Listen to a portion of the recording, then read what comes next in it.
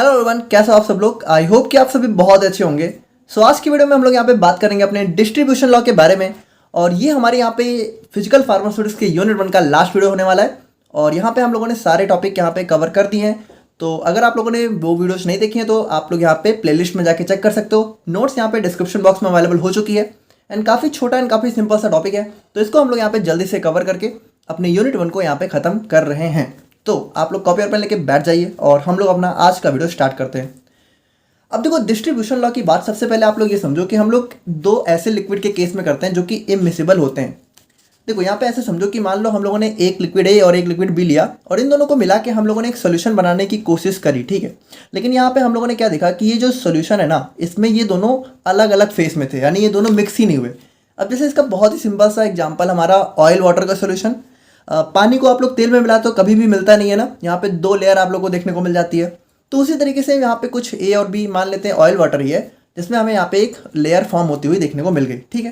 तो ये हमारा एक कह सकते हो कि इमिसिबल सॉल्यूशन हो गया, ठीक है।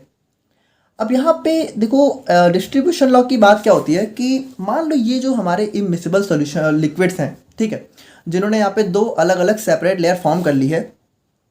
अगर मान लो इसके अंदर हम लोग यहाँ पे कुछ अपना एक सॉल्यूट को डिजॉल्व करने की कोशिश करते हैं। जैसे मान लो हमारी कोई ड्रग है जो कि सॉलिड में है, ठीक है।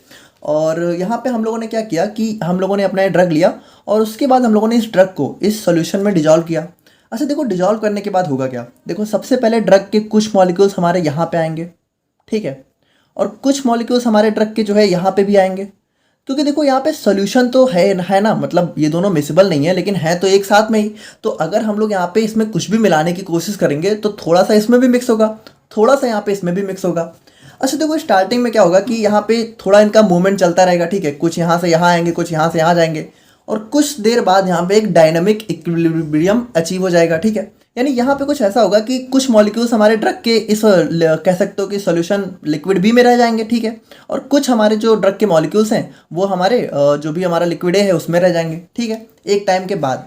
अब यहाँ पे हमारा जो डिस्ट्रीब्यूशन लॉ है जिसको हम लोग यहाँ पे आज पढ़ रहे हैं, ये कहता क्या है। डिस्ट्रीब्यूशन लॉ हमारा सिंपली कहता है कि अगर हम लोग यहाँ पे कोई दो इमिसिबल लिक्विड ले रहे हैं, ठीक है, और उसमें हम लोग यहाँ पे कोई भी ड्रग मॉलिक्यूल्स को या फिर कुछ भी सॉल्यूट अगर डिजॉल्व कर रहे हैं, तो इक्विलिब्रियम अचीव होने के बाद जो हमारे सॉल्यूट की कंसेंट्रेशन ए में होती है, ठीक है, और डिवाइडेड बाय जो सॉल्यूट की कंसेंट्रेशन बी में होती है, तो उन दोनों का जो रेशियो होता है वो हमारा एक कांस्टेंट होता है। देखो मुझे पता है, सिंपली हम लोग समझते हैं लिख के, ठीक है। यहाँ पे ये बता रहा है डिस्ट्रीब्यूशन लॉ कि अभी इक्विलिब्रियम अचीव हो गया। अब यहाँ पे देखो ध्यान से सुनना। जैसे मान लेते हैं ये जो हमारा सॉल्यूट है, ठीक है, जिसको हम लोगों ने डिजॉल्व किया, इसको हम लोग मान लेते हैं एक्स, ठीक है। जैसे ये एक्स हमारी मान लेते हैं कोई ड्रग है जिसको हम लोगों ने इसमें डिजॉल्व किया, तो कुछ हमारी ए में गई, कुछ हमारी बी में गई। अच्छा देखो, यहाँ पे कम ज़्यादा का सिस्टम होगा। जैसे ए और बी दोनों अलग अलग लिक्विड हैं, तो हो सकता है कि जो ड्रग है, ठीक है, वो ए में कम सॉल्युबल हो, बी में ज़्यादा हो, तो बी में ड्रग के हमारे कुछ ज़्यादा मॉलिक्यूल्स हो जाएंगे और ए में कुछ कम होंगे। या फिर ऐसा भी हो सकता है कि ए में हमारे कुछ ज़्यादा हो, बी में कम हो। क्योंकि देखो जो ड्रग की सॉल्युबिलिटी होती है वो आप लोग को पता है किस पे डिपेंड करती है, हमारे नेचर ऑफ सॉल्वेंट पे। तो ए बी में से जो ड्रग के लिए ज़्यादा सूटेबल होगा उसमें जो हमारी ड्रग है वो ज़्यादा सॉल्युबल होगी। तो मान लेते हैं कि यहाँ पे हमारे बी में कुछ ज़्यादा सॉल्युबल हो गए होंगे, हो सकता है ए में भी हो, ऐसी कोई दिक्कत वाली बात नहीं है, ठीक है। तो समझ गए ना। सो यहाँ पे डिस्ट्रीब्यूशन लॉ कहता क्या है, द कंसेंट्रेशन, ध्यान से देखना, द कंसेंट्रेशन ऑफ एक्स, ठीक है, कंसेंट्रेशन ऑफ एक्स इन यहाँ पे ए डिवाइडेड बाई, ठीक है, concentration of X in B.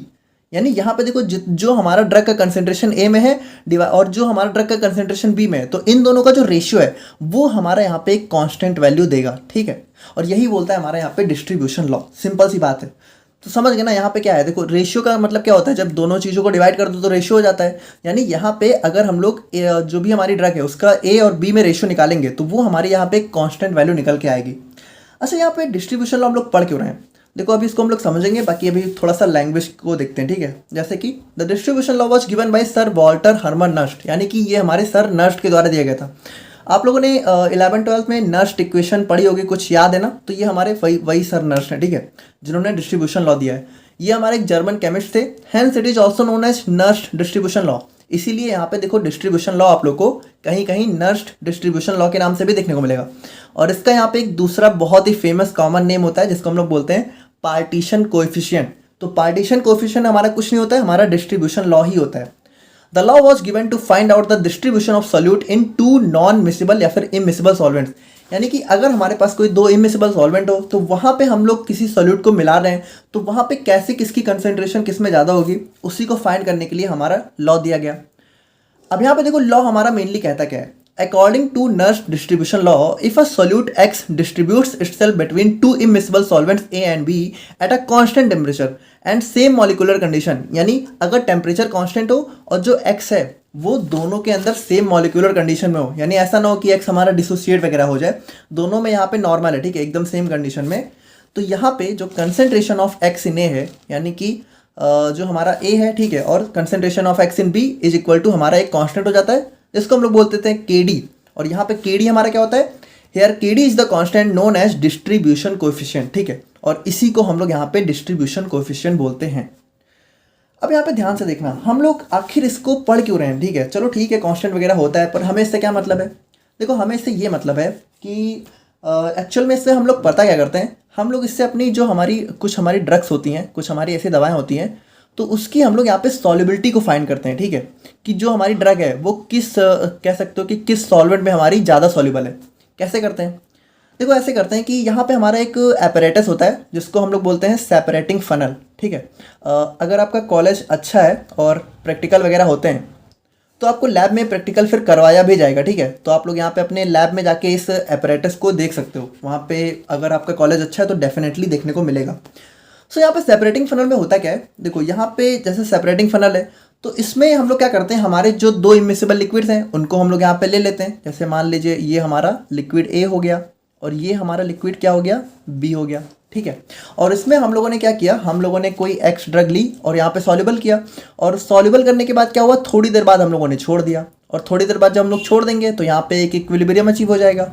अब देखो जब यहाँ पे इक्विलिब्रियम अचीव हो जाता है तो हम लोग करते क्या है कि हम लोग सबसे पहले यहाँ पे आप कह सकते हो कि एक बीकर टाइप का लेते हैं, ठीक है, और उसमें यहाँ पे सबसे पहले अपने लिक्विड बी को पूरा खाली कर लेते हैं, ठीक है। सबसे पहले इसमें हम लोगों ने अपने लिक्विड बी को खाली कर लिया, तो इस बीकर नंबर कह सकते हो बी में हमारा लिक्विड नंबर बी होगा, ठीक है। और फिर हम लोग यहाँ पे एक और बीकर लेते हैं, ठीक है, और अब हम लोग इसमें क्या करेंगे, अपने लिक्विड ए को खाली कर लेंगे, ठीक है। तो इसमें हमारा पूरा लिक्विड ए हो गया। अब देखो इस लिक्विड में हमारे ड्रग्स के मॉलिक्यूल मिक्स होंगे क्योंकि हम लोगों ने क्या किया था, ड्रग को मिला दिया था। अब ड्रग यहाँ पे जिसमें जितना मिलनी होगी मिल चुकी होगी। अच्छा, ये करने के बाद हम लोग करते क्या है कि अब हम लोग यहाँ पे कुछ एक्सपेरिमेंट वगैरह की मदद से हम लोग यहाँ पे बी में और ए में अलग अलग हमारे ड्रग की कंसंट्रेशन को मेजर कर लेंगे। यानी हम लोगों ने बी में मेजर किया, मान लेते हैं बी में जो हमारी ड्रग की कंसंट्रेशन थी वो हमारी हो गई CB, ठीक है, concentration of drug in B. और यहाँ पे मान लेते हैं कि हम लोगों ने कंसंट्रेशन ए में जो मेजर किया वो हमारी हो गई concentration of drug in A, ठीक है। तो इसको हम लोगों ने CACB से डिनोट कर लिया।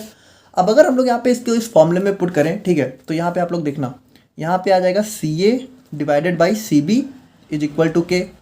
अच्छा, मान लो जो हमारी ड्रग की कंसेंट्रेशन ए में आई थी उसको हम लोग अगर मान लो 60 मान लें। अब देखो यूनिट आप लोग कुछ भी रख सकते हो, हम लोग ऐसे नॉर्मली मेजर कर लेते हैं, ठीक है। और concentration of drug in B जो हमारी आई थी इसको हम लोग मान लेते हैं 30 मान लेते हैं, ठीक है।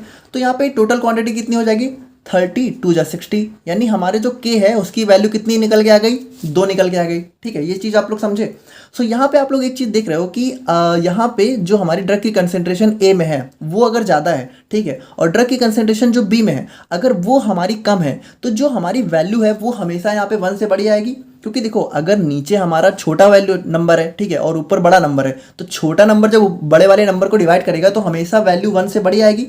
यानी हम लोग ये कह सकते हैं कि अगर हमारी जो K की वैल्यू है वो हमारी ग्रेटर देन 1 आ रही है, ध्यान से समझना, तो जो हमारी ड्रग है, ठीक है, वो हमारी ऊपर वाले सॉल्वेंट में ज़्यादा डिजॉल्व होगी। यानी जो क्वांटिटी आप लोगों ने ऊपर रखी है, जैसे यहाँ पे CA है तो CA में जब हमारी ड्रग ज़्यादा डिजॉल्व होगी तो हमेशा K की वैल्यू ग्रेटर देन 1 आएगी। और अगर इसी को हम लोग यहाँ पे उल्टा कर लें, यानी मान लो कंसेंट्रेशन ऑफ A है वो हमारा 30 हो गया, ठीक है, और नीचे जो कंसेंट्रेशन ऑफ B है, ठीक है, वो हमारा 60 हो गया, तो अब हमारी क्वांटिटी कितनी आ जाएगी, 1/2। 1/2 का मतलब 0.5, यानी आप लोग देख रहे हो यहाँ पे K की वैल्यू हमारी क्या आ रही है, लेस देन 1।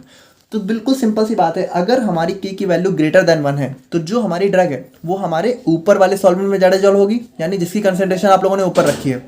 और अगर जो हमारी K की वैल्यू है वो हमारी लेस देन 1 आ रही है तो जो हमारी ड्रग है वो हमारे नीचे वाले सॉल्वेंट में ज़्यादा डिजॉल्व होगी, ठीक है। अगर CB में ज़्यादा है तो वैल्यू हमेशा K से कम आएगी। देखो यहाँ पे आप लोग देख सकते हो हम लोगों ने क्या किया, CB में 60 है और A में कम है तो वैल्यू कम K से 1 से लेस आ रही है, ठीक है। तो इस तरीके से हम लोग यहाँ पे इसको जो है अपनी ड्रग की सॉल्युबिलिटी को दो डिफरेंट सॉल्वेंट में पता करने के लिए यूज करते हैं। Here KD is the constant known as distribution coefficient. Now if we denote concentration of x in A is equal to C1, यानी अगर मान लो हम लोगों ने concentration of x in A को C1 से और concentration of x in B को C2 से डिनोट किया, तो हम लोग यहाँ पे इस फॉर्मूले को इस तरीके से लिख सकते हैं C1 divided by C2 is equal to KD। देखो वही चीज़ है ना, यहाँ पे C1 हो गया, C2 हो गया, और यहाँ पे अब देखो जो चीज़ मैंने आप लोगों को बताई कि अगर हमारा ये KD ग्रेटर देन 1 आ रहा है then x is more soluble in A, ठीक है। अगर ये हमारा ग्रेटर देन 1 है तो C1 में ज़्यादा सॉल्युबल है, C1 को हम लोगों ने x इन ए, ठीक है। और अगर वही चीज़ अगर B में और लेस देन 1 आ रहा है तो हमारी B में ज़्यादा सॉल्युबल होगी। तो यहाँ पे देखो ये हमारा कुछ इस टाइप का apparatus होता है जो कि जिसको हम लोग बोलते हैं सेपरेटिंग फनल। तो आप लोग यहाँ पे एक्सपेरिमेंट वगैरह करोगे तो आप लोग यहाँ पे देखने को मिल जाएगा। बाकी अगर हम लोग यहाँ पे अपने कुछ लिमिटेशंस की बात करें डिस्ट्रीब्यूशन लॉ की, तो यहाँ पे डिस्ट्रीब्यूशन लॉ हमारा सिर्फ बहुत ही ज़्यादा डाइल्यूट सॉल्यूशंस पे ही एप्लीकेबल होता है, यानी जिसमें हमारे सॉल्यूट का कंसंट्रेशन बहुत कम हो और टेम्परेचर हमारा कांस्टेंट होना चाहिए इस एक्सपेरिमेंट के दौरान, यानी जो भी हम लोग एक्सपेरिमेंट कर रहे हैं। और solute must be in same molecular state, यानी दोनों सॉल्यूट में सॉल्यूट सेम मॉलिक्यूलर स्टेट में होना चाहिए। और उसके बाद यहाँ पे जो हमारी कंसंट्रेशन ऑफ सॉल्यूट है, ठीक है, वो हमारी हम लोग तभी मेजर करेंगे जब इक्विलिब्रियम हो जाए, यानी ये जो हम लोग कंसंट्रेशन मेजर कर रहे थे ए और बी में वो तब करेंगे जब इक्विलिब्रियम आ जाए। और सॉल्वेंट हमारा देखो जो दोनों सॉल्वेंट है वो इमिसिबल होने चाहिए, बहुत इंपॉर्टेंट है। और एप्लीकेशन की बात करें तो यहाँ पे देखो डिस्ट्रीब्यूशन लॉ के हमारे बहुत सारे एप्लीकेशन होते हैं, जैसे कि सॉल्वेंट एक्सट्रैक्शन हो गया और determination of degree of dissociation. तो डिसोसिएशन, एसोसिएशन, सॉल्युबिलिटी, इन सब को डिटरमाइन करने के लिए हम लोग यहाँ पे अपने डिस्ट्रीब्यूशन लॉ का यूज करते हैं। अब देखो ये सारे पॉइंट अगर हम लोग बताना चाहें तो काफ़ी इनके ऊपर डिटेल में बात हो सकती है, तो यहाँ पे आप लोग बस ऐसे इसको याद कर लेना क्योंकि आपके सिलेबस में तो इतना है नहीं, ठीक है। एंड यहाँ पे हमारा वीडियो एंड होता है, आप लोग बताना अगर कोई डाउट है, एंड मिलता है नेक्स्ट वीडियो में। Thank you so much.